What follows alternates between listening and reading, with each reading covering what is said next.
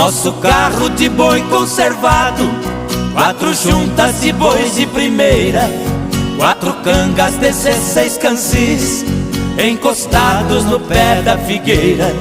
Todo sábado eu ia na vila fazer compra pra semana inteira.